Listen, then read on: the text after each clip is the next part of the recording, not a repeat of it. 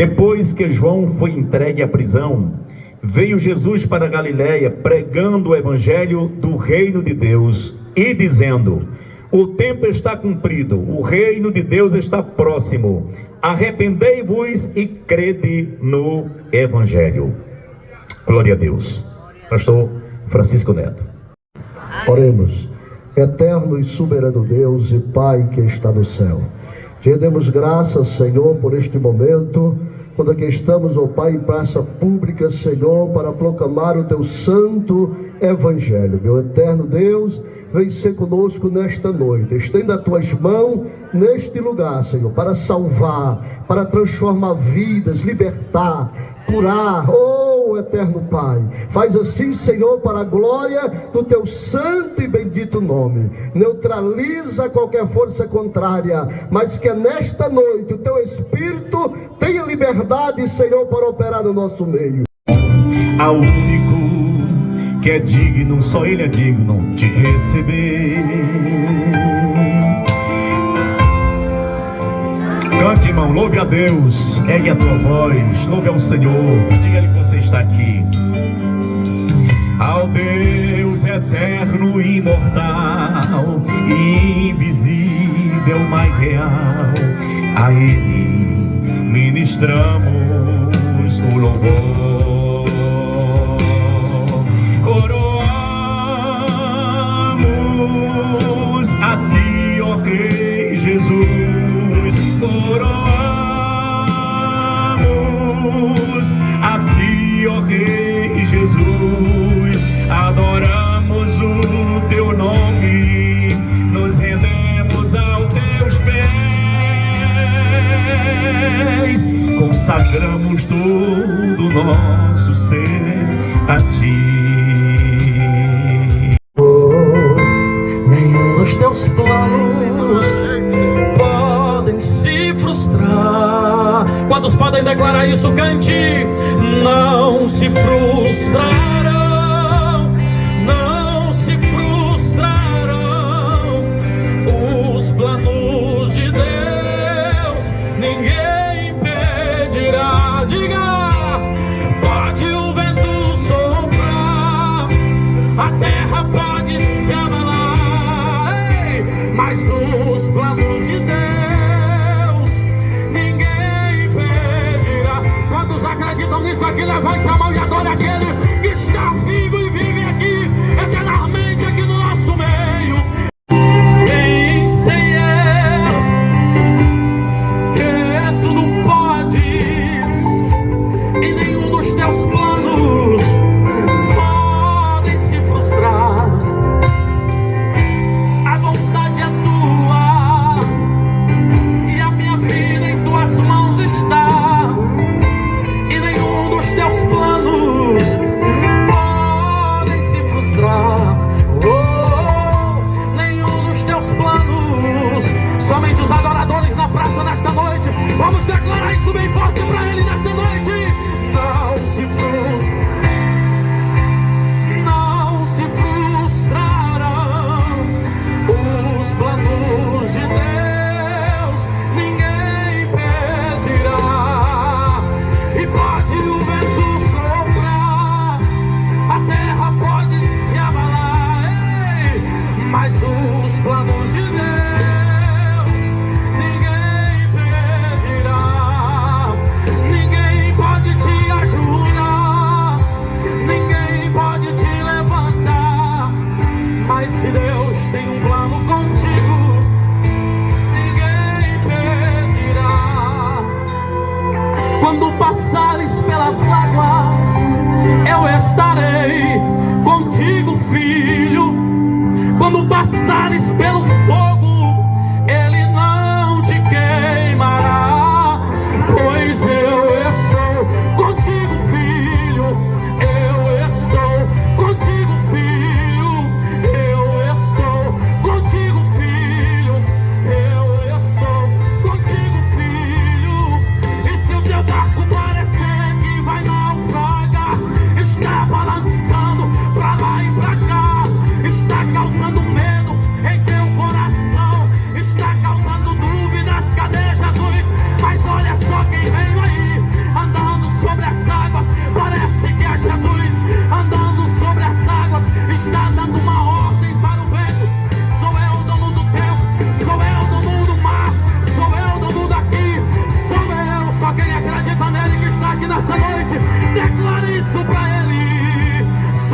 oportunidade de parabenizar o pastor Clevan, juntamente com seus diretores de missões, que realizam esse trabalho de grande envergadura, e tudo isso para anunciar o nome do nosso Cristo, Cristo que salva, liberta, transforma.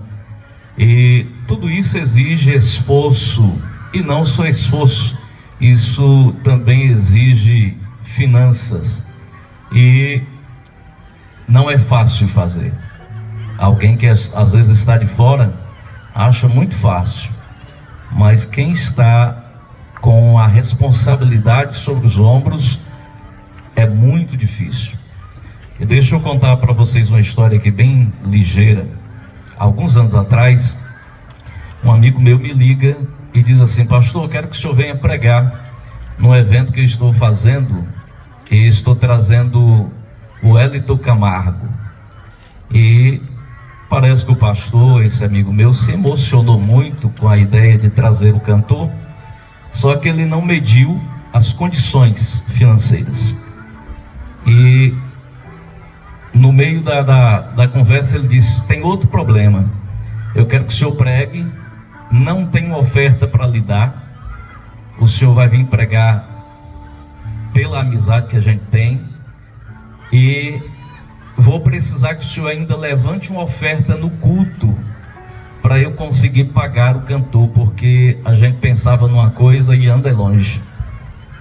E eu retornava da praia, estava em Luiz Correia, estava retornando da praia, então eu tinha no meu bolso justamente R$100 que daria para colocar gasolina para terminar a viagem e comer uma quentinha aí na estrada.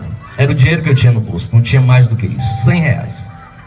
Mas como eu poderia levantar uma oferta se eu não tinha nem um centavo? Eu teria que abrir mão desses R$100.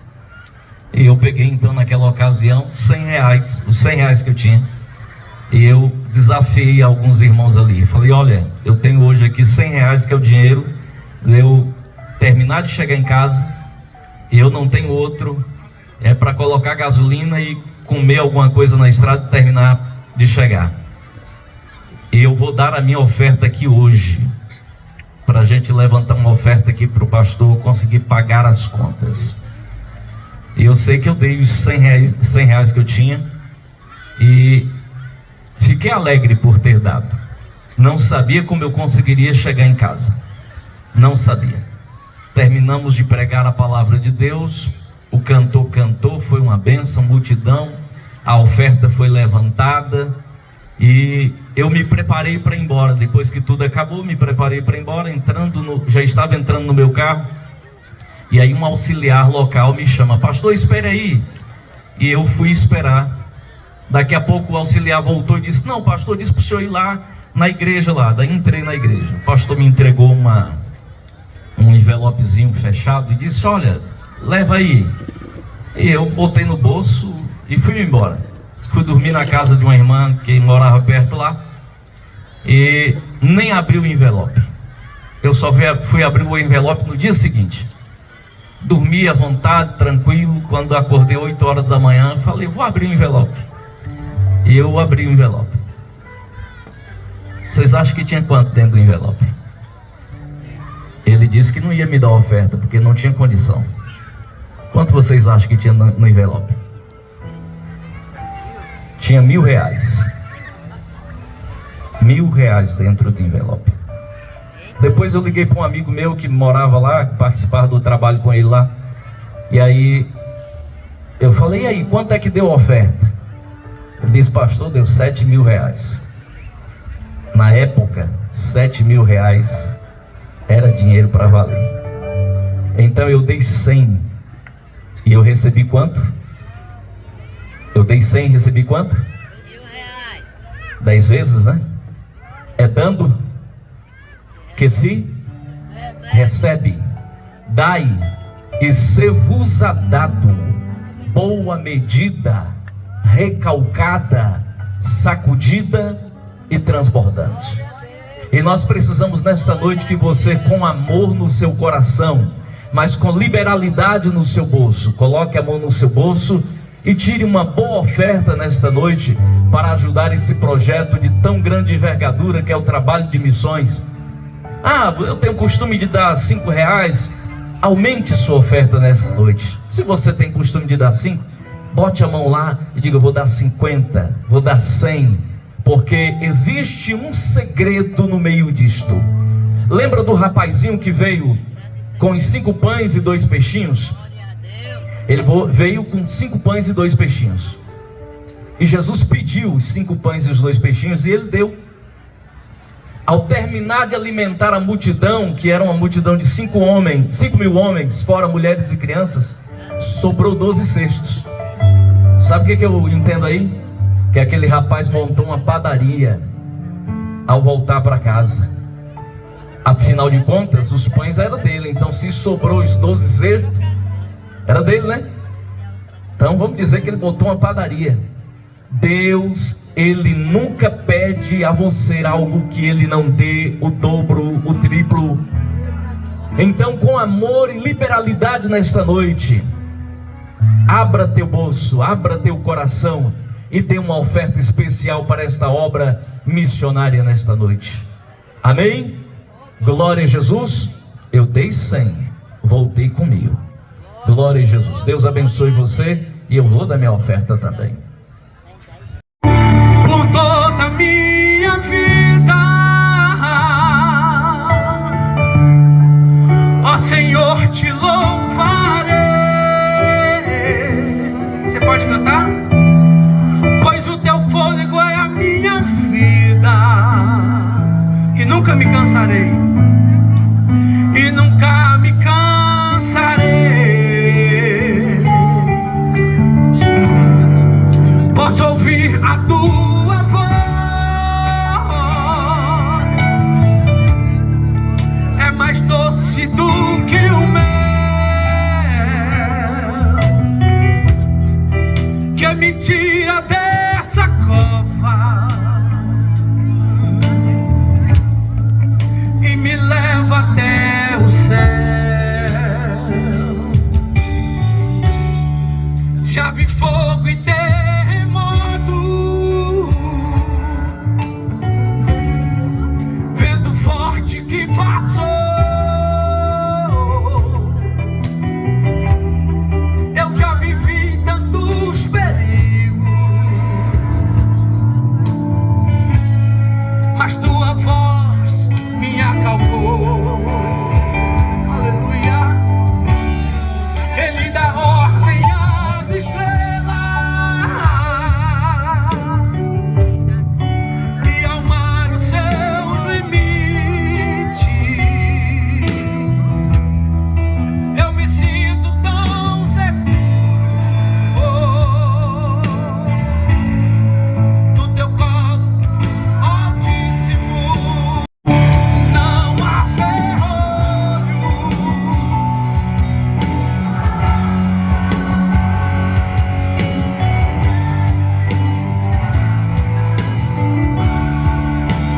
não há doença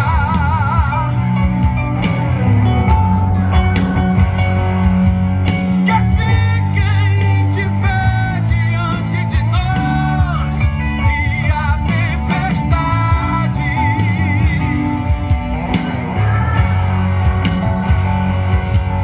na voz daquele que tudo criou. Pois a palavra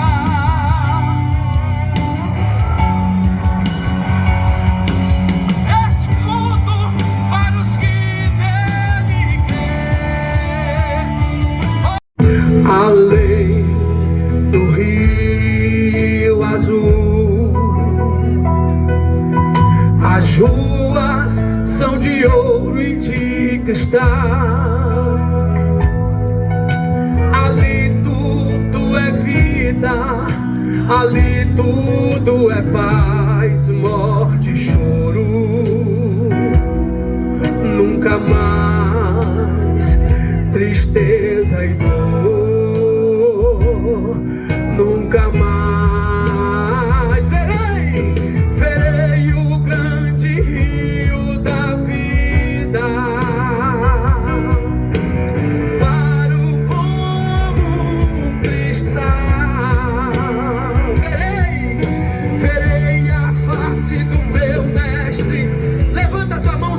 tem certeza de salvação e canta comigo, vai. Não há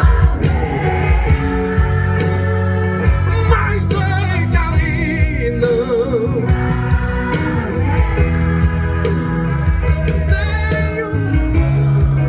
Teu rosto em si, não haverá mais doente ali, não. Nenhum clamor verei. Aleluia. Seu corpo em as nações andarão na sua luz e as portas jamais se fecharão. A cidade é de ouro puro. Deixa eu ver se você entendeu onde é que você vai morar. A cidade é de ouro puro, de jaspe é seu muro, além do rio azul. Canta comigo, igreja. Declare, vai.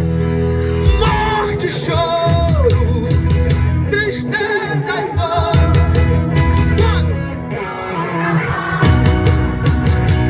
Nunca mais. Morte, choro, tristeza e dor. Nunca mais. Deus tem colocado no seu coração e eu sei que Deus tem uma palavra especial para você. A palavra dele não volta vazia, tem um destino certo e o destino é o teu coração nesta noite. Mas quero pedir, como eu pedi no início, a pastor Eliseu. Queridos pais do Senhor Jesus,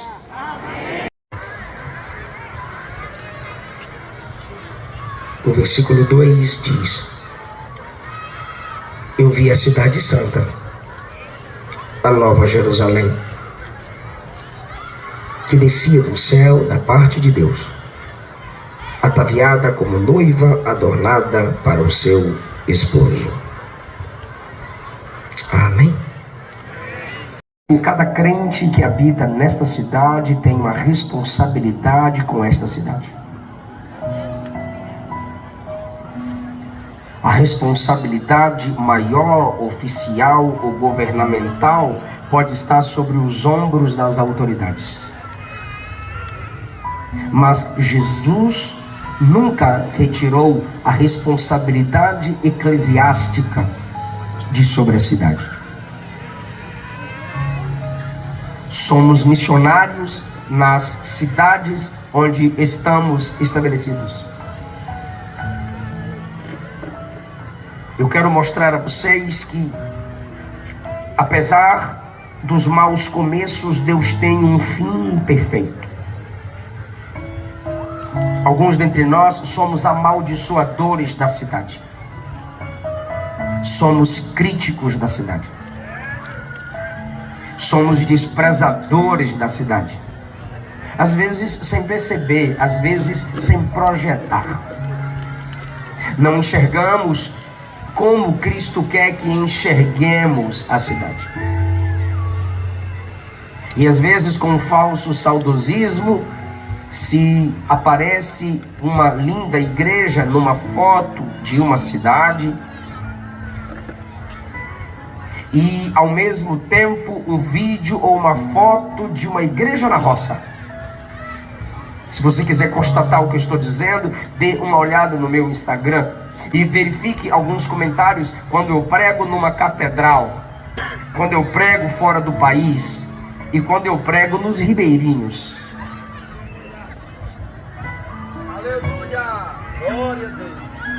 A maioria dos comentários positivos é quando eu prego nos ribeirinhos. A maioria dos comentários elogiosos são quando eu prego nas roças. Mas quando eu prego na cidade, só prega a igreja grande. Quanto foi para pregar aí? Roubou quanto da igreja? Saudade de quando Eliseu era humilde. Aí quando eu prego na roça, isso sim que é pregador. Quando eu prego nos ribeirinhos, isso que é igreja. Saudade desse tempo. Não se sente mais a presença de Jesus como nessas igrejas. Eu fico me perguntando se o Espírito Santo se encolhe numa igreja que tem parede, ar-condicionado e som, e se solta na igreja de madeira e tábua. Será que não foi Deus quem se manifestou no templo de Salomão?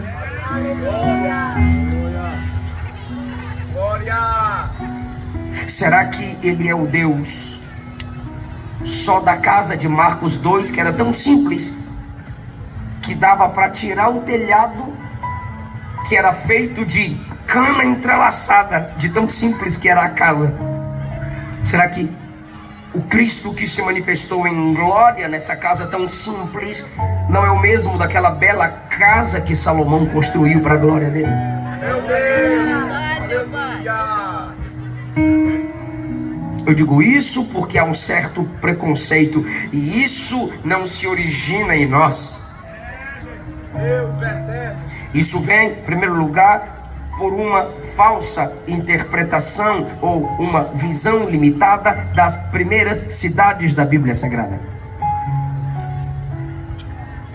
O Lucão, chegando comigo, disse: olha, como a cidade é organizada, como a cidade é trabalhada. E eu, repetindo as palavras dele para a esposa dele, ela disse: essa cidade sim é linda. Eu vinha elogiando as estradas de vocês, porque de estrada eu entendo, não de construir, mas de passar.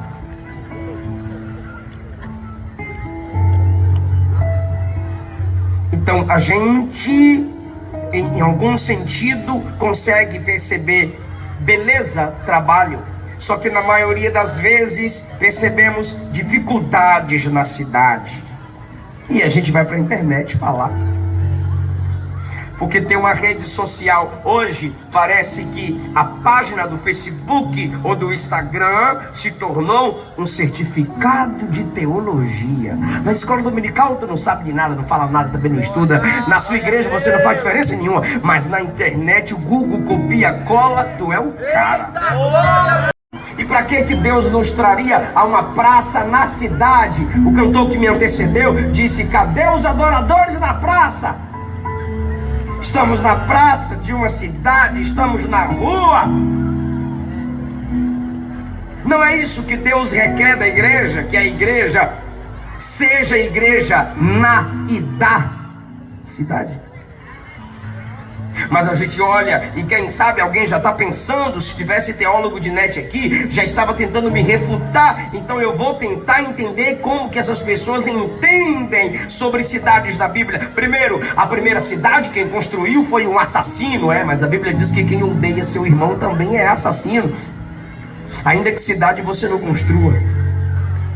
A primeira cidade quem construiu foi Caim, um assassino. E o cara era tão orgulhoso que ele tem um filho e coloca o nome do filho, Enoque. E aí ele constrói uma cidade, e na cidade ele coloca o nome do filho, Enoque. Já que a cidade foi eu que construí, nela deve estar o nome do meu filho. Isso é pertencimento. Eu construí a cidade, ela é minha cara, minha identidade. Até que isso é positivo. O lugar onde eu habito, refletir quem sou eu. Porém, se tratando de Caim, é soberba, é orgulho, ele é possessivo, ele é o dono, ele tudo comanda. Foi ele que construiu a cidade. Ele coloca na cidade o nome que ele quer, e o nome que ele coloca na cidade é o nome de seu filho, porque tudo aponta para ele, centralizado nele.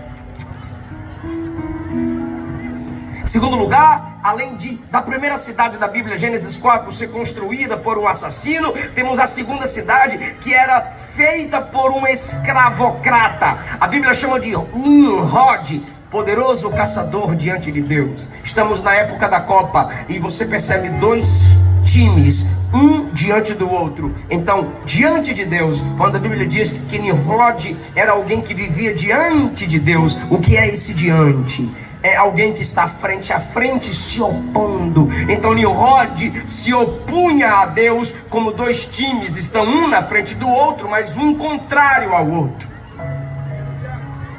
E Nimrod confrontava a Deus. Em segundo lugar, a Bíblia diz que Nimrod era caçador, poderoso caçador. Por que a Bíblia diz que ele era poderoso caçador? Porque ele era caçador de gente, ele caçava pessoas.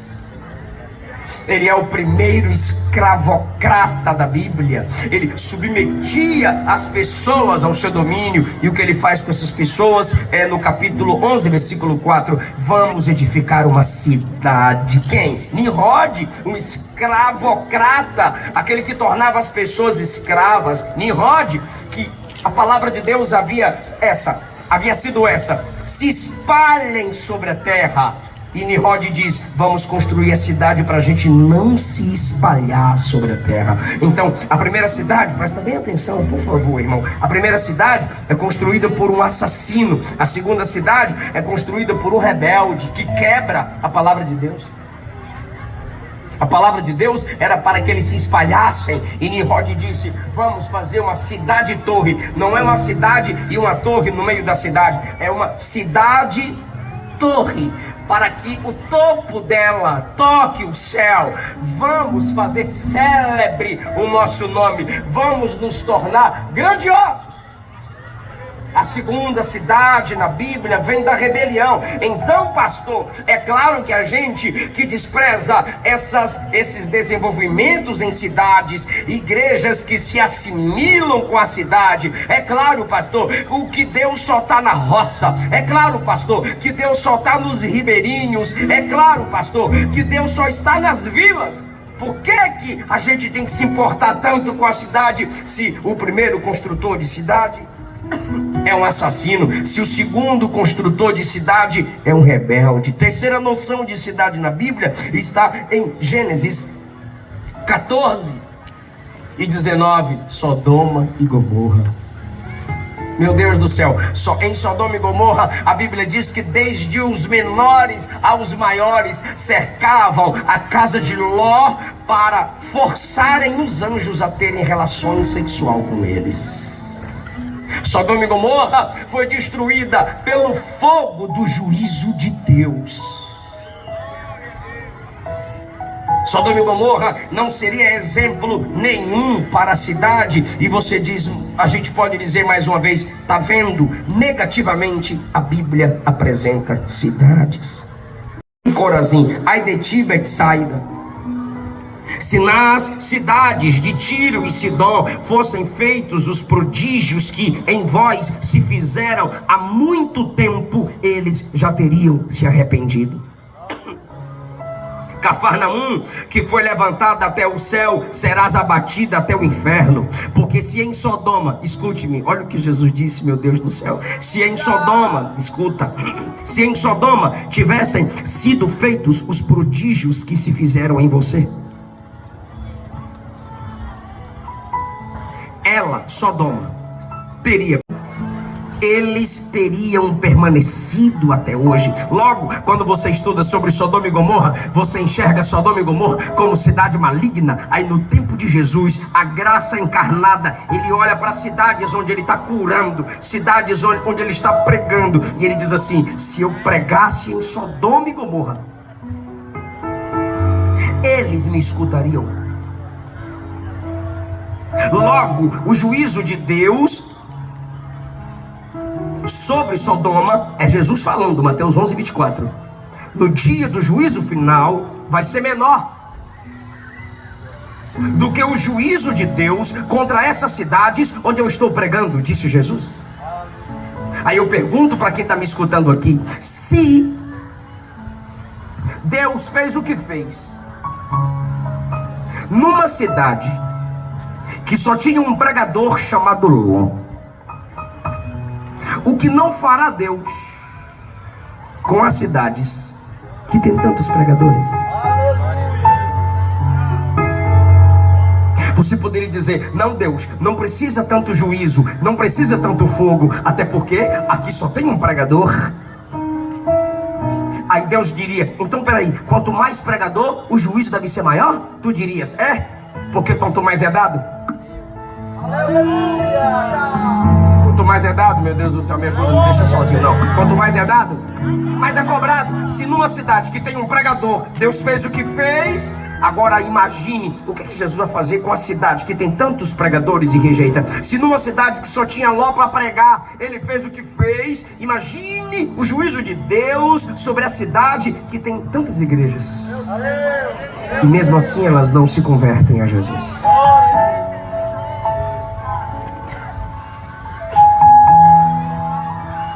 Mas isso deveria determinar como deveríamos olhar para a nossa cidade. Se determinasse, a igreja não estaria aqui publicamente cantando e dizendo que Jesus salva, liberta e perdoa. Veja a rejeição da cidade do próprio Ló, já que a gente está falando de Sodoma. Quando Deus foi destruir Sodoma e Gomorra com fogo e enxofre, em Gênesis 19, presta atenção em mim, a Bíblia diz que o anjo de Deus mandou Ló se proteger numa cidade. E ele disse: não, eu não quero ir para a cidade, eu quero ir para a caverninha, porque eu sou humildezinho. Deus queria que ele fosse para a cidade, mas ele preferiu caverna. Então, por que Deus não destruiu a caverna? Porque Ló foi para a caverna. Logo, se Ló fosse para aquela pequena cidade, a cidade não seria destruída. Foi na conversa de Deus com Abraão que isso ficou claro, no capítulo 18, onde Abraão tenta interceder pelos habitantes de Sodoma. Senhor, se lá tiver 50 justos, o Senhor vai destruir? Não. Se lá tiver 40, o Senhor vai destruir? Não. Se lá tiver 30, o Senhor vai destruir? Não. Se lá tiver 20 crentes, o Senhor vai destruir? Não. Se lá tiver 10, o Senhor vai destruir? Não. Às vezes, a falta da bênção, da prosperidade numa cidade se dá porque falta nela justos que se comportem como justos. Na família de Ló não tinha 10. Ele e a esposa, os genros ímpios e as esposas piores que o próprio Ló e a esposa. As filhas piores que o próprio Ló e a esposa. Ló já estava meio fraquinho, que estava se apaixonando demais por Sodoma. Aí também já é outro nível de pecado. Mas você percebe que parece que a gente herda isso de uma falsa leitura dos textos da Bíblia Sagrada, tanto o Antigo quanto o Novo Testamento, e nos assemelhamos a Ló. Não apenas a Ló, daqui a pouco eu mostro isso para vocês. Atos 17:16, meu Deus do céu, quem tem sensibilidade entende o sentimento de Paulo. Atos 17:16 diz: enquanto Paulo estava em Atenas, seu espírito se agitava em si mesmo, vendo a cidade tão entregue à idolatria.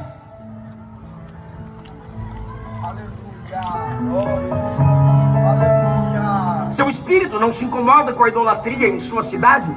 Seu espírito não se incomoda com tanto de santos que as pessoas inventam, com tanto de ídolos que as pessoas inventam, com tanto de mediadores que as pessoas inventam? Seu espírito não se incomoda como o diabo em sua cidade opera, não tirando as pessoas da igreja, mas atraindo as pessoas para uma falsa igreja. E pastores que não estudam a Bíblia chamam adeptos de seitas e de falsas igrejas de irmão.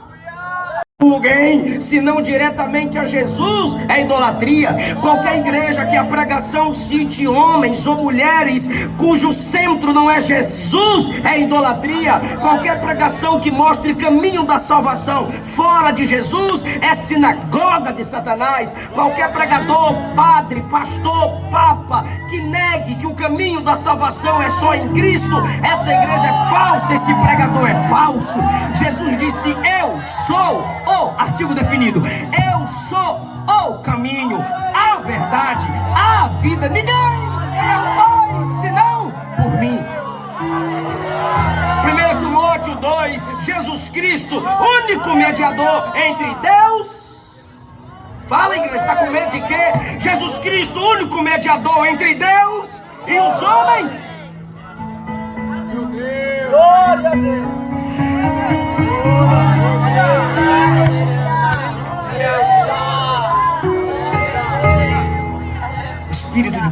incomodava porque quem se prostra perante ídolos, quem se prostra perante deuses, quem se prostra perante quem Deus e a Bíblia não permite que se prostre para culto. Não é reverência cultural, é culto, é idólatra.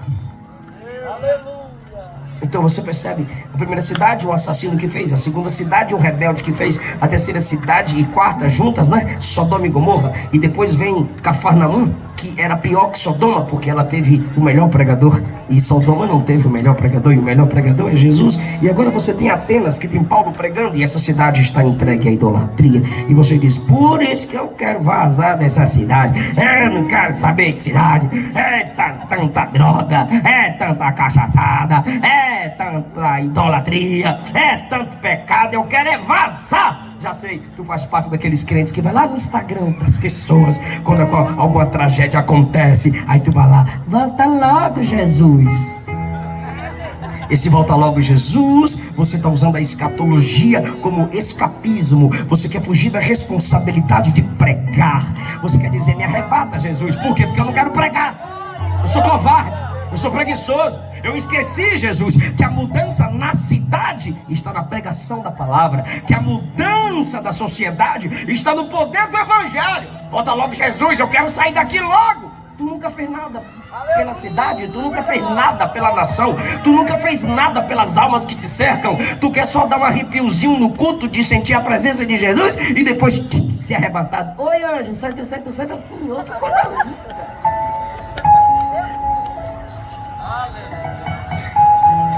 Agora veja na história da igreja. Vou passar rapidinho aqui. Isso aqui é história, não é invenção de protestante, é história da igreja. Segundo lugar, primeiro, a noção errada e negativa de cidades que temos na Bíblia, porque as primeiras cidades têm um histórico negativo. Segundo, você percebe uma noção negativa de cidades na história da igreja, e isso aqui é rápido. Muita imoralidade, muito pecado em Roma, o maior império, o centro do império do mundo. De Jesus para frente, alguns séculos, muita imoralidade, muita bebedeira fizeram com que os monges, os padres saíssem de Roma e se isolassem, fossem para os monastérios.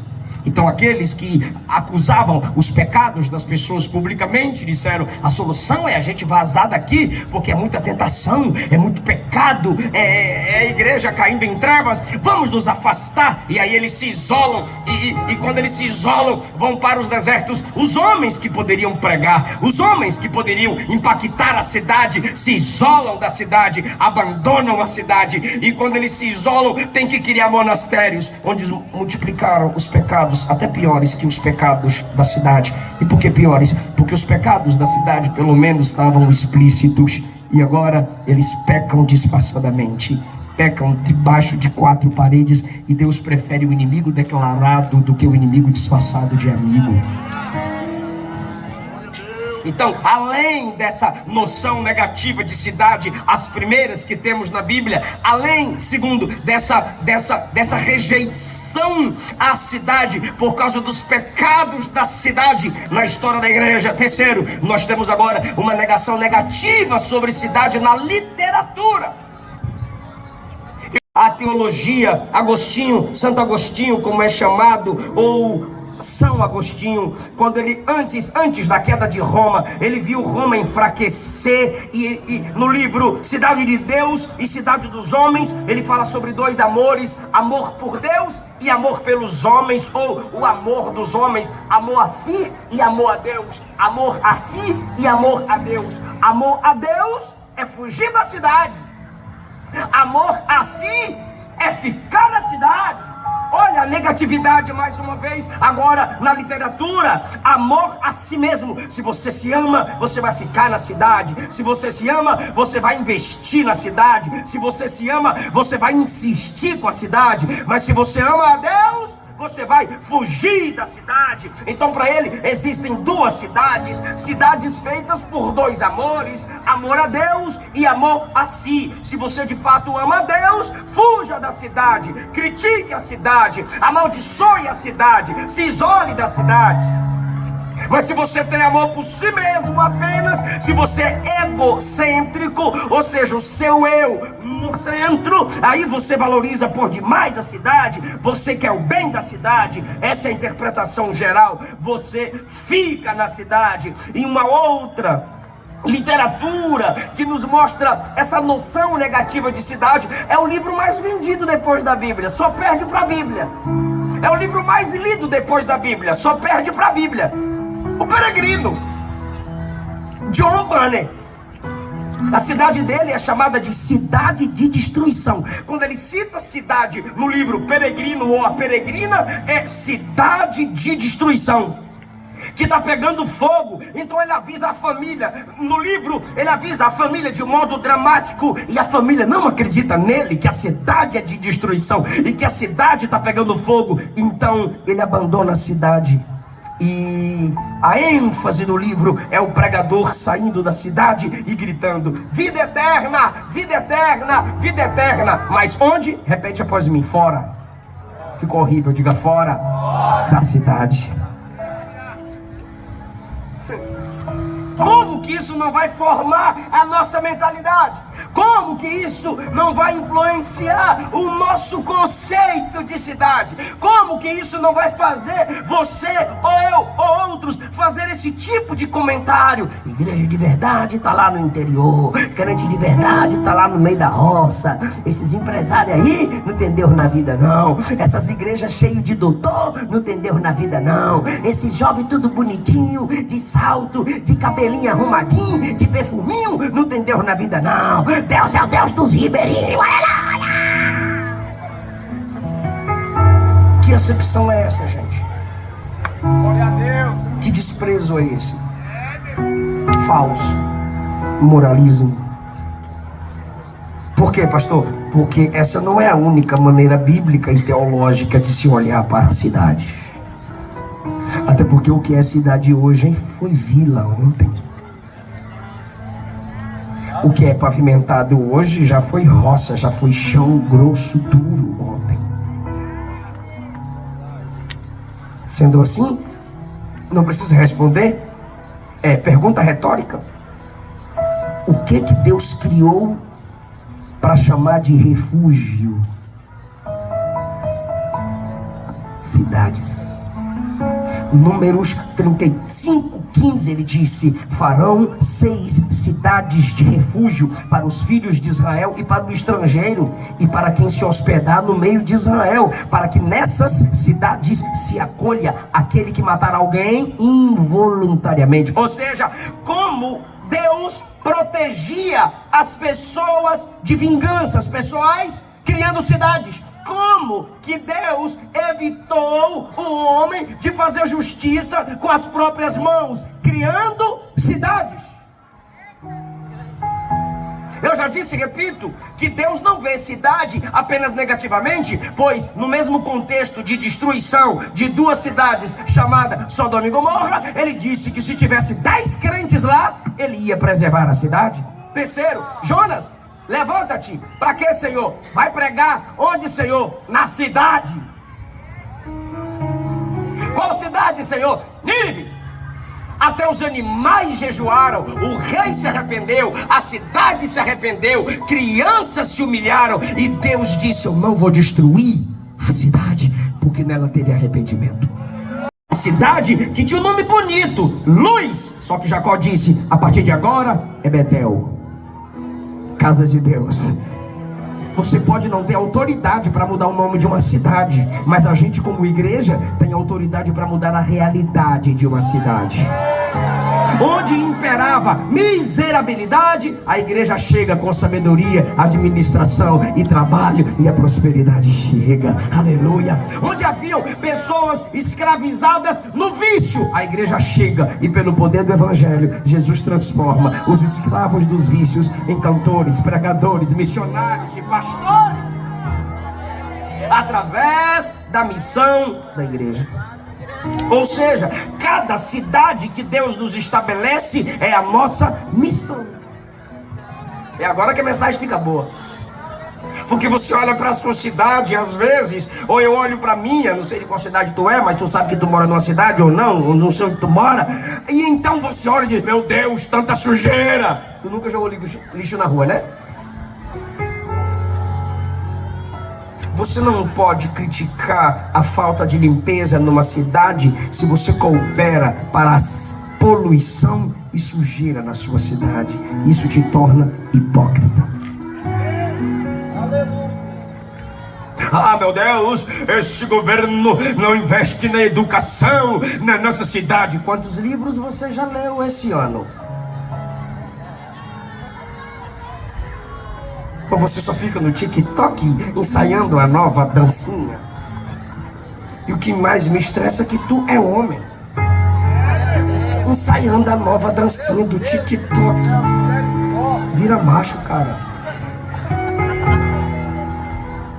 O que você está estudando ultimamente ao ponto de se sentir na liberdade de criticar a falta de conhecimento nos outros? O que você critica na cidade? Ah, pastor, muita confusão, mas muita confusão na rua, pastor. E você está evitando contendas no grupo de WhatsApp de sua igreja? Como que você quererá paz na sua cidade se você não prega nela a mensagem do príncipe da paz? Como que você quer a vida de Deus na cidade se você não consegue viver na cidade, segunda-feira, a mensagem que você aprendeu domingo no culto? O que fazemos com a nossa cidade? Amaldiçoamos. Eu já vi crente, irmão, os crentes me buscam no aeroporto, me leva ao hotel, me busca do hotel, me leva para a igreja, me tira da igreja, me leva para o aeroporto, e a gente viaja 200, 300 quilômetros e a gente escuta cada coisa. Eu mesmo já vi meus pais falarem isso. Meu Deus, essa rua não prospera. Meu Deus, essa cidade nunca vai para frente. Crente, que tem vida e morte na boca. Essa cidade tem uma cabeça de jegue enterrada. Meu Deus, fizeram muita macumba. Meu Deus, foi muito sangue de bode. Meu Deus, qual é o satanás que está aqui nessa cidade? Essa cidade é o inferno, meu Deus. Tu é o demônio? Eu fiz uma conexão vindo de Palmas, indo para Cuiabá, e esse avião fez uma conexão em Goiânia. E em Palmas, a moça havia dito, não precisaremos desembarcar em Goiânia. Mas quando chegou em Goiânia, o piloto disse, é necessário desembarcar para fazermos uma revisão na aeronave. E a moça então avisou, senhores, desculpem, nós vamos ter que desembarcar. E o camarada levantou bravo e puxou a mala com tudo e disse, meu Deus, é por isso que eu quero sair desse país. Esse país é um lixo. Eu já estava estressado, que eu estava vindo de uma vigília. Eu falei, meu amigo, se o país é um lixo, o senhor é carniça. Ele disse, você não concorda que esse país é um inferno? Eu disse, também não concordo, porque eu não sou demônio.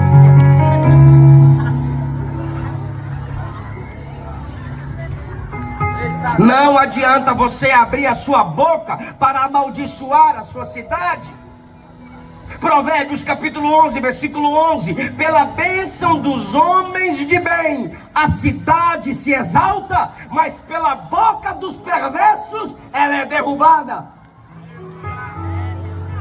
Pela palavra de bênção de sua boca, a bênção de Deus pode ser atraída. Se você abençoa, se você profetiza a vida, se você evangeliza, se você intercede, se você canta. Mas se você só xinga, só amaldiçoa, primeiro você está revelando o seu caráter, primeiro você está revelando quem é você nessa cidade, que precisa receber prosperidade. Qual é a palavra de Deus para as nossas vidas sobre essa cidade aqui hoje? Eu não sei se você dá glória, mas eu tomo posse para a minha cidade. Isaías 1:26. Eu vou restituir os teus juízes como eram antigamente. Eu vou restituir os teus conselheiros como eram no princípio. Vai dar para sair um glória a Deus maior. Quer ver isso aqui? Eu tomo posse para a minha cidade. E esta cidade será chamada cidade onde opera justiça. Alguém acredita na educação que Deus pode prover através da sua igreja? Aleluia! Isaías 37 e 33, mais um versículo que a gente pode profetizar, tomando posse para a nossa vida, para a nossa alma, e nos comportarmos de tal modo. Quando eu falo profetizar, é falar com autoridade, não é ficar inventando profecia igual esses profetas de Pix, não. É falar com autoridade, é falar crendo, é falar intercedendo. Isaías 37 e 33, assim diz o Senhor acerca da cidade: o inimigo quer lançar flecha, mas a flecha não virá. O inimigo quer trazer tranqueiras para guerrear, mas eles aqui não entrarão. Toma posse, irmão. Pelo caminho por onde vier, vai voltar, mas nessa cidade não entrará, porque eu vou defender a cidade, diz o Senhor.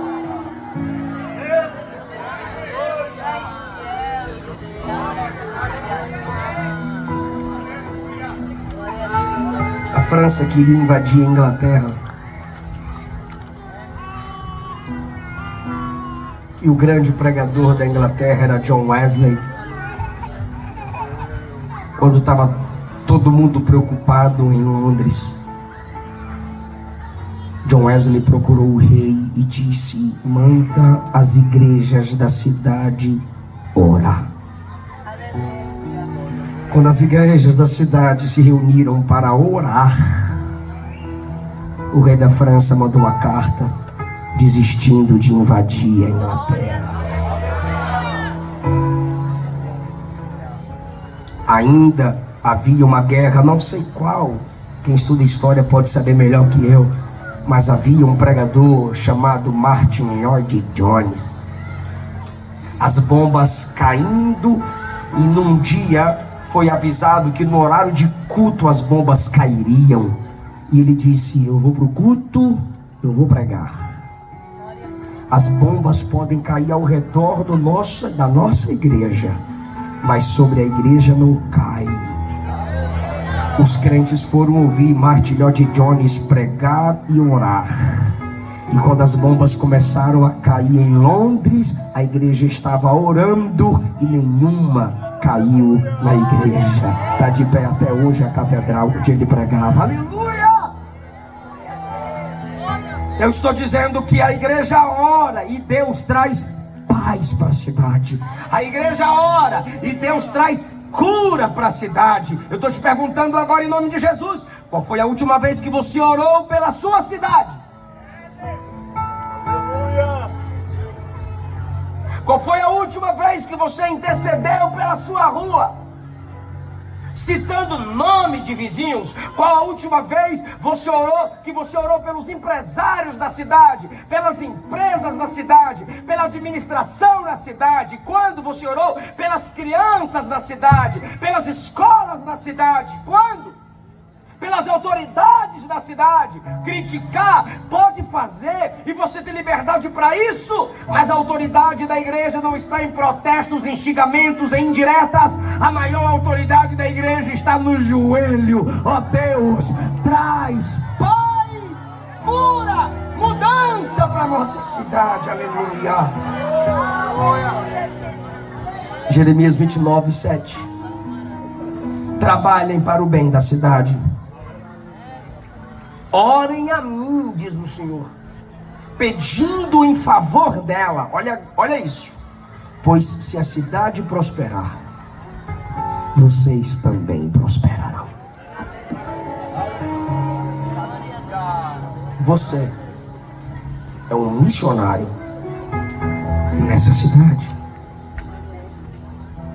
O diabo quer que você não ore, porque assim ele tem liberdade para montar seus quadrantes.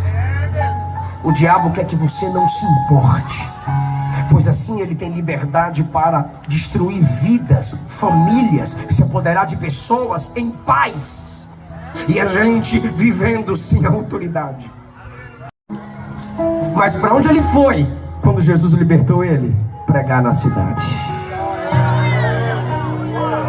Crucificaram Jesus, e quando Jesus estava crucificado, assim quando ele acabou de de morrer, a Bíblia diz: alguns santos saíram do túmulo e entraram na cidade. E quando Jesus ressuscitou, para onde ele foi? Para a cidade de Betânia. E na cidade, ele de lá olhou para os discípulos e disse: não fujam, não vão para os desertos. O que a gente faz, Senhor? Vocês vão receber poder e sereis minhas testemunhas em Jerusalém, Judeia, Samaria e até os confins da terra. Eu quero que vocês preguem nas...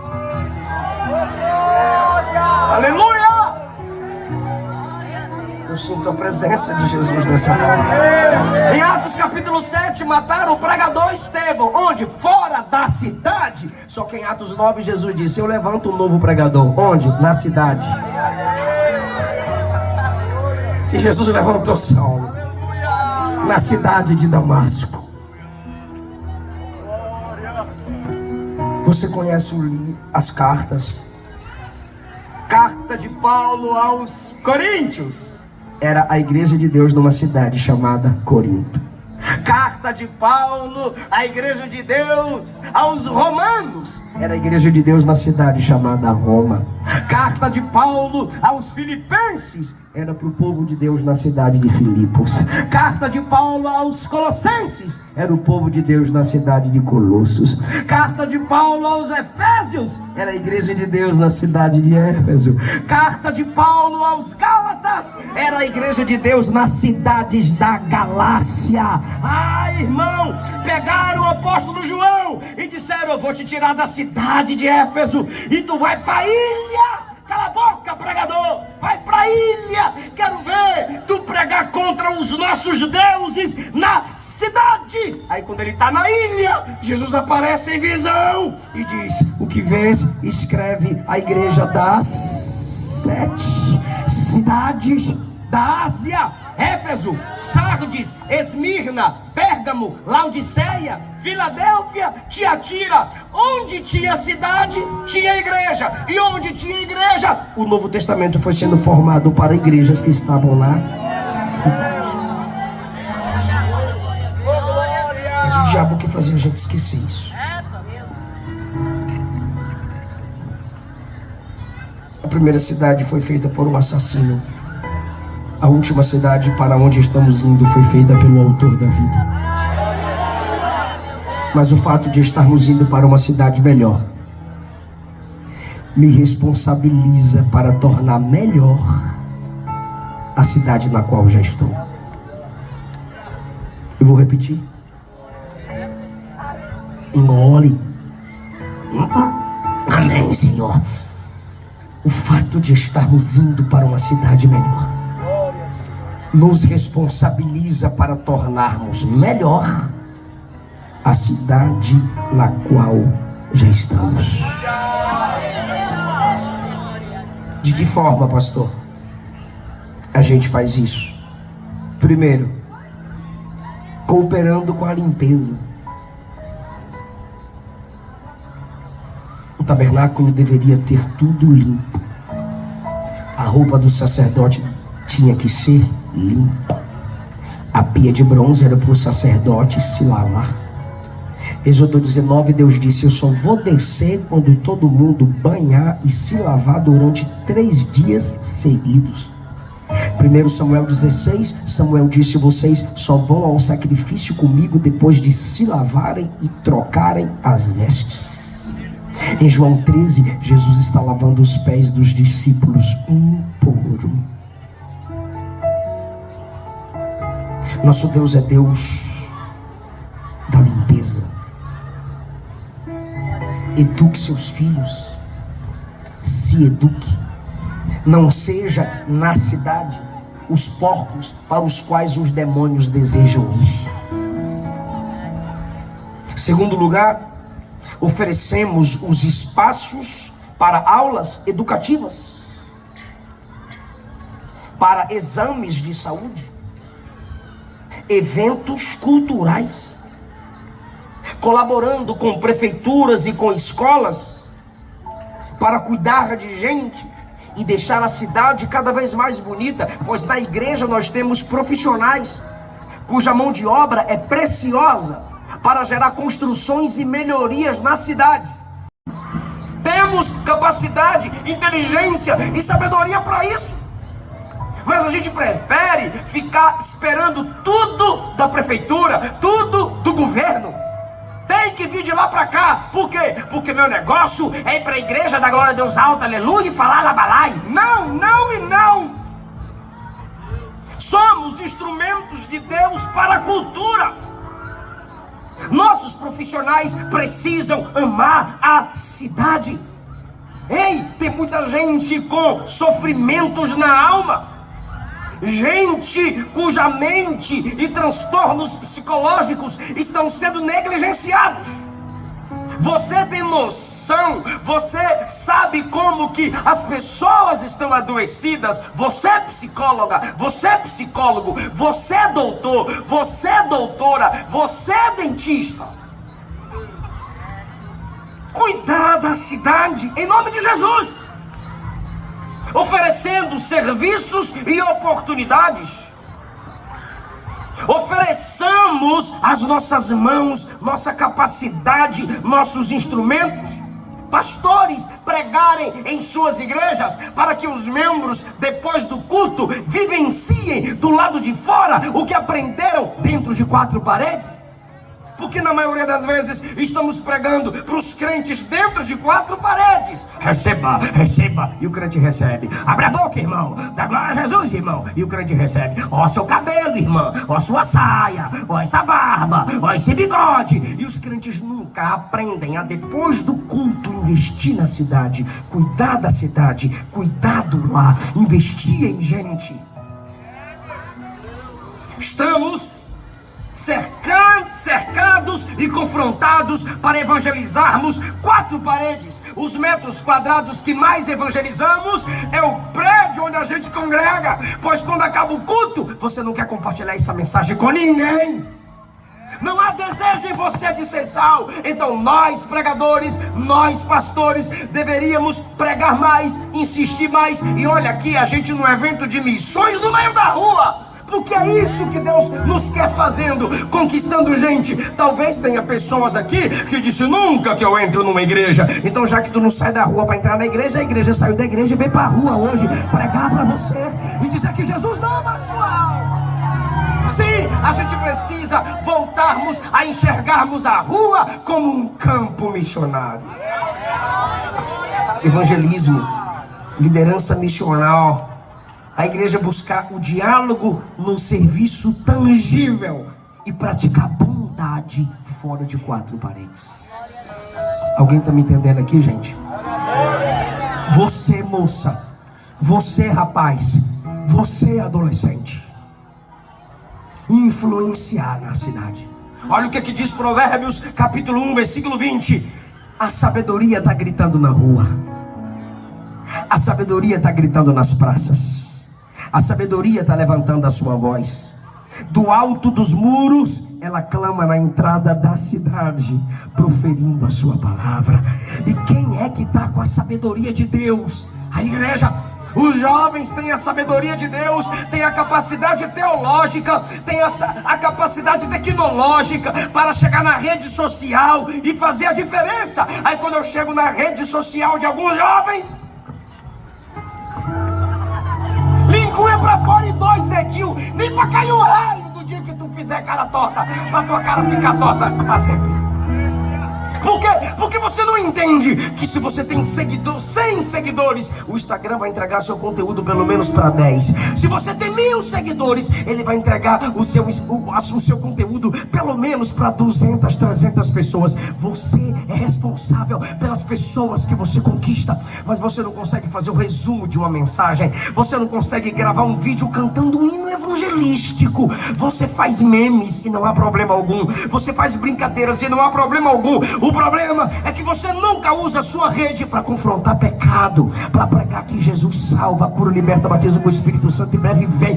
Que você não consegue comunicar dentro do seu quarto, já que você tem vergonha de pegar no microfone, já que você não consegue erguer a voz e pregar para uma multidão. Você consegue roubar o Wi-Fi da vizinha? Me presta a senha aí, vizinha. E tu nem pede a senha, mas tu pega o Wi-Fi do vizinho e ali você faz conteúdos que edificam. Pega uma mensagem como essa, leia um livro livro edifica a sua cidade. Fala de Jesus para a cidade. Porque se nossos pais, avós pregavam nas ruas com mais liberdade, pois as pessoas eram educadas para escutá-las, hoje as pessoas estão dentro de casa, em suas plataformas. Então a gente precisa alcançá-las dentro de casa. Não haja silêncio em voz. Grita na rua, ó sabedoria. Como é que a sabedoria vai para a rua? Se a gente tiver a sabedoria da palavra para proclamá-la. Agora, meu Deus do céu, eu lembro que na infância, as tias vão lembrar. Eu era menor, porque pequenininho eu ainda sou. Eu era menor e ali na classe das crianças, o que a gente cantava? Imagina, criança se pode. Ah, tu sabe, para. Bora lá? Deus faz tudo no devido lugar. Imagine uma vaca voando, passarinho berrando. Fala, não dá. Cadê as tias, meu Deus do céu? Quem cantou essas musiquinhas? Deus fez um peixinho, colocou lá no fundo do mar. Deus fez a estrelinha. Aí é tiozão igual eu. Colocou lá no céu pra brilhar. Peixe quiser. Eu tô estressado com tanta timidez. Até parece. Se eu estiver pregando numa igreja reformada, tudo bem, mas eu não tô. E eu amo meus irmãos reformados, mas o protocolo não se muda, se adapta. Bora lá? Se o peixe quiser ser estrela e a estrela quiser ir pro mar, do jeito que Deus nos fez, não devemos reclamar. Tem outra parte, aí eu esqueci. Aprendi então que tudo está no seu lugar. Que tudo está no seu lugar. Isso. Aí você talvez nunca parou pra pensar nessa letra. Você acha que eu tô fazendo palhaçada? Eu não tô. É que essa letra confronta a ideologia de gênero. Deus fez tudo no devido lugar. Se o peixe quiser ser estrela e a estrela quiser vir pro mar, a conclusão, do jeito que Deus nos fez.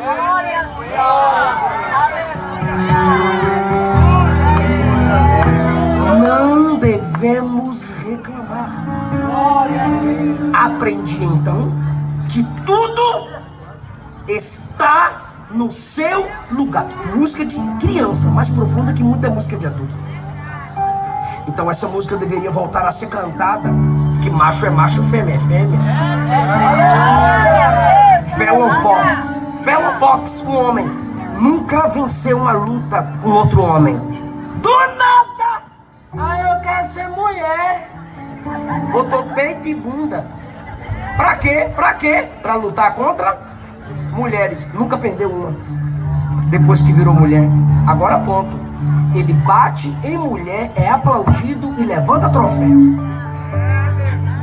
Ele tinha que estar sentado aqui e a gente botar uma criança pra cantar.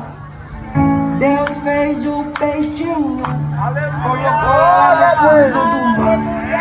Deus fez a estrelinha, colocou lá no céu pra brilhar. Se o peixe quiser ser estrela e a estrela quiser vir pro mar, do jeito que Deus nos fez, não devemos reclamar. Aprendi então que tudo está no seu lugar. Imagina, criança se pode. Deus faz tudo no devido lugar. Imagine uma vaca voando, passarinho berrando. Imagina a cara das crianças. Como assim, vaca voando? É o que está acontecendo nesse mundo. As pessoas estão invertendo as ordens. Por que eu estou contando isso? Primeiro, porque essa música confronta a ideologia de gênero. Segundo, é os nossos adolescentes vindo para a igreja. Fique sério. Não sabia que crente fuma maconha.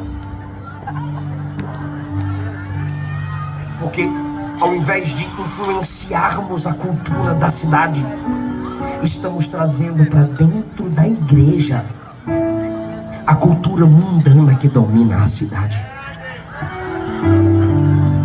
Então entenda, passamos dessa música que confronta a ideologia de gênero, quando ela nem existia, para jovens se submetendo a palhaçadas, porque perdem a capacidade de influenciar na cidade. Todo político é ladrão. Tu não rouba não? Não. Vira político tu. Por que que você, que é uma serva de Deus e um servo de Deus, não se aperfeiçoa para administrar, para ser político, para ser política, para dominar os portais de autoridade da sociedade? Pare de se acovardar. Criticar não muda nada. O que vai gerar mudança na cidade é você se capacitar para representar Deus onde você chegar. Eu vou ler a última arma da igreja e a gente encerra. A última arma da igreja sobre a cidade, 1 Timóteo capítulo 2. Paulo está falando sobre o comportamento público dos crentes. Antes de tudo, exorto, é ordem apostólica. Quem está me escutando diz amém. Eu exorto que se use a prática de súplicas, orações, intercessões, ações de graças em favor de todos os homens, em favor dos reis, em favor dos que se acham investidos de autoridade. Olha para mim, por favor, irmãos, para que vivamos uma vida tranquila e mansa, com piedade e respeito. Paulo está dizendo que só vai haver mansidão, tranquilidade, paz, piedade na cidade se a igreja orar. Agora, olha onde Paulo chega. Se a gente orar pelas autoridades e pela cidade, ele deseja que todos os homens sejam salvos. O texto está deixando claro que se a gente orasse mais pela cidade, se orássemos mais pelas autoridades, se orássemos mais pelo lugar que ele nos estabeleceu, haveria mais salvação, pois há um só Deus, um só mediador entre Deus e os homens, Cristo Jesus. O versículo 8: orem em todo lugar, sem ira e sem contenda. Orem em todo lugar. Eu quero orar com a igreja agora. Fique em pé. Quem pode estender a sua mão para intercedermos pela cidade? Não precisa ser muito alto, daqui a pouco você cansa e nem levanta a mão mais. Confortavelmente, erga as suas mãos comigo, por favor. Pode ser uma mão, pode ser as duas. Se não quiser levantar nenhuma, também não levante. Só ore. A gente só precisa orar, mas a Bíblia instrui levantar a mão. Levantando a mão sem ira, sem contenda. Ou seja, ao erguer as mãos, não é para ter ira, não é para ter ódio, é para abençoar. É para profetizar vida, profetizar paz, a prosperidade da parte de Deus, a transformação. Quando você estende a mão, você está ministrando. Não é para receber, é para ministrar, porque a igreja tem algo de Deus para entregar. Oremos em nome de Jesus. Meu Deus, mas traz a cura, traz a mudança necessária, traz o poder do Espírito sobre nossa cidade. Toca nos corações para que recebam a mensagem do Evangelho. Liberta as pessoas escravizadas que estão prostradas diante do poder do inimigo. Que sejam curados, libertos, transformados pelo poder do Evangelho. Que onde estiver casa, ao redor dessa mensagem agora, alguma casa que tem alguém enfermo, caído, depressivo, magoado, com desejo suicida, seja liberto agora, seja liberta agora, seja curada agora, ao alcance da voz da igreja. Que Jesus está trabalhando entre nós. A igreja crê que Jesus está trazendo cura. Pode cantar, Lucas. A igreja está orando e Jesus está curando agora. A igreja está orando e Jesus está tocando. Ninguém toca. Em nome de Jesus, vida. Vai ter vida. Não vai haver suicídio, vai haver vida. Não vai haver vingança, haverá perdão sobre sua casa, sobre o seu lar. Vizinhança, essa igreja te ama e está orando por você agora. Que a sua empresa prospere, que sua loja prospere, que aquilo que Deus te confiou para você trabalhar seja cada vez mais abençoado e abençoada. Que seus filhos sejam curados, que o seu lar seja guardado. Meu Deus, desperta seu povo para orar. Desperta, Senhor, no céu. Nós oramos clamando ao Senhor. Traz vida, Jesus. Traz o seu poder sobre essa cidade, Jesus.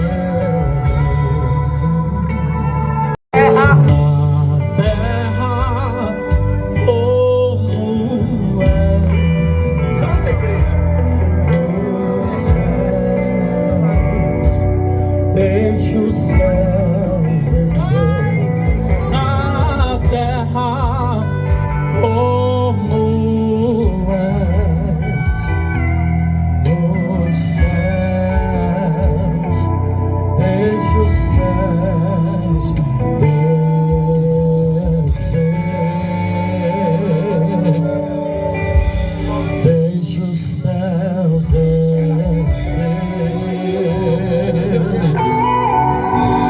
Deixa o céu descer. Deixa o céu descer.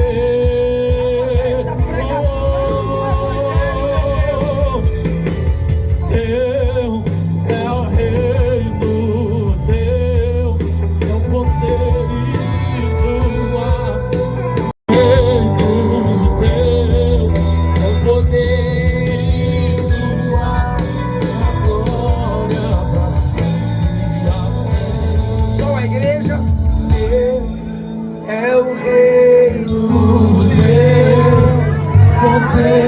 Canta, igreja. Quem será adorado nessa cidade, diga.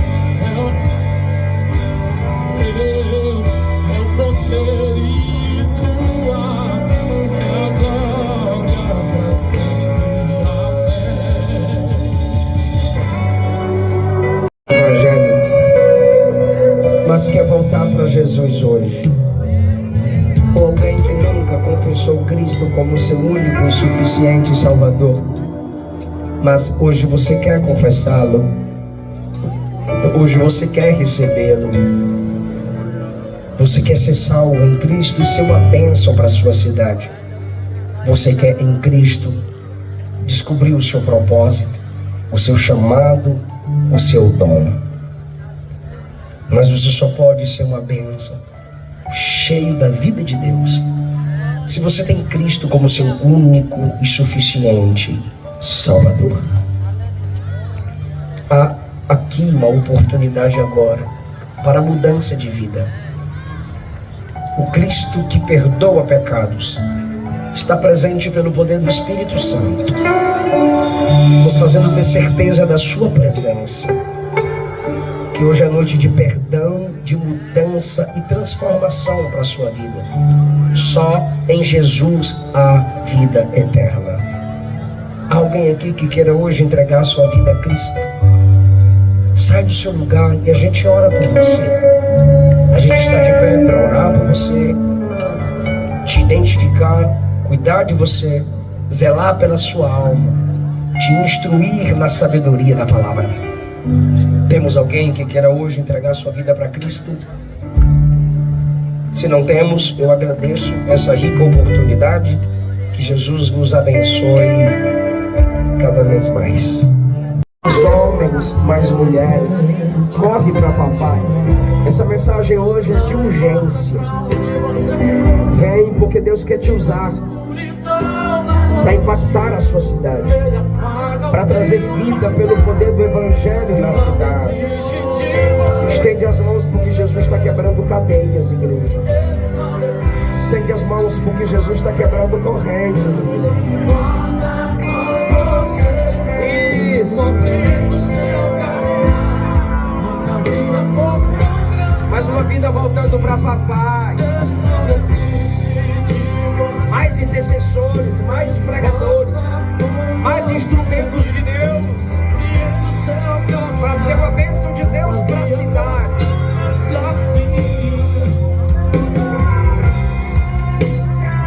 Aleluia. Aleluia.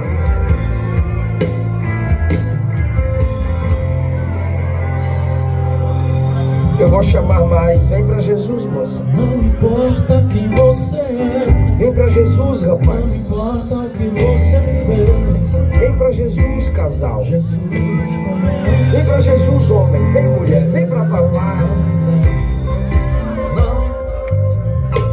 Sai do seu lugar e a gente vai orar pela transformação da sua vida, pela transformação da sua alma.